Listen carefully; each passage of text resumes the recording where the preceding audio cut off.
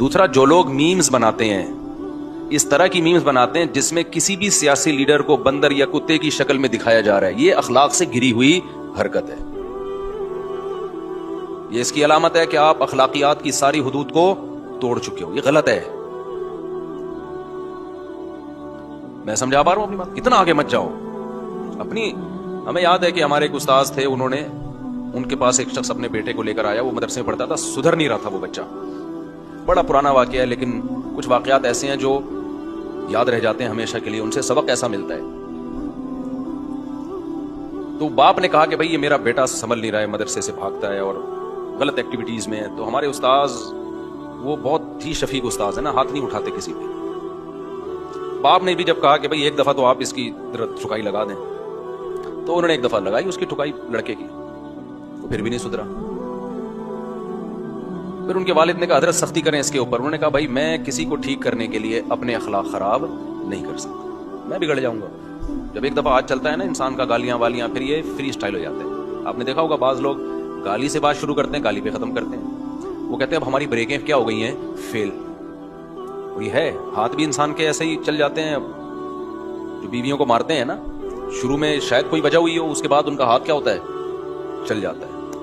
بات بات پہ پھر وہ کہتے ہیں ہمیں نیند نہیں آتی جب تک بیوی کی کٹائی نہ کریں. تو جنگلی بن جاتے ہیں اور پوچھنے والا تو کوئی ہوتا نہیں ہے. اور عدالت میں ایک دفعہ بیگم پہنچ گئی تو کمپرومائز کا راستہ بالکل ہی ختم. تو خاندان والے تو کنٹرول کرتے نہیں ہیں، بھئی یہ کیسے جنگلیوں کی طرح مار رہے ہو، پیٹ رہے ہو. یا تو عورت پاورفل ہو،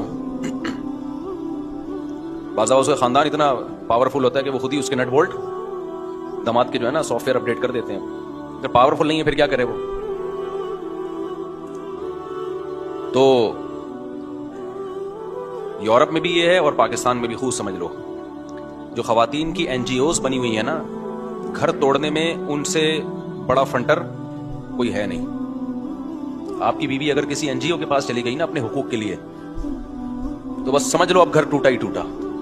وہ کبھی بھی کمپرومائز کا راستہ اختیار نہیں کریں گی کہ شوہر کو سمجھائیں کہ یہ ظلم ہے. یہ تو سمجھانا چاہیے نا، اس پہ سختی بھی کرنی چاہیے قانونی طریقے سے، کسی بھی طریقے سے. لیکن یہ خوب سمجھ لو، اگر کوئی خاتون این جی اوز کے پاس، کسی بھی این جی او کے پاس چلی گئی، تو اب وہ این جی او اس کا بیڑا غرق کر کے ہی، عورت کا بیڑا غرق کر کے ہی چھوڑے گی. یہ ذہن میں رکھنا. زندگی بھر کے لیے بربادی. لیبل لگا ہوگا اچھا، لیکن بیڑا غرق ہو جائے گا اس کا. کیونکہ ان کو بنایا گیا اسپیشلی گھروں کو توڑنے کے لیے. میں جو بار بار خاندان کی بات کر رہا ہوتا ہوں، فیملی سسٹم کی بات کر رہا ہوتا ہوں، اس لیے کہ جو اسلام دشمن قوتیں ہیں نا، وہ بار بار فیملی توڑنے ہی کی بات کر رہے ہیں. اس کے علاوہ ان کا اور کوئی ٹاپک بولتے کیوں نہیں ہے؟ نہیں. اور کام بھی وہی کر، ہم تو صرف باتیں کر رہے ہیں نا، کام کیا کر رہے ہیں؟ وہ کام بھی وہی کر، پیسہ بھی اسی پہ خرچ کر رہے ہیں. توڑو ان کو. کیا کرو؟ بھائی کو بہن سے توڑو، شوہر کو بیوی سے توڑو، بیٹی کو باپ سے توڑو. سمجھتے ہو کہ نہیں سمجھتے؟ بیٹی کو باپ کا باغی بناؤ اور ماں کا بھی باغی بناؤ. بہن کو کس کا باغی بناؤ؟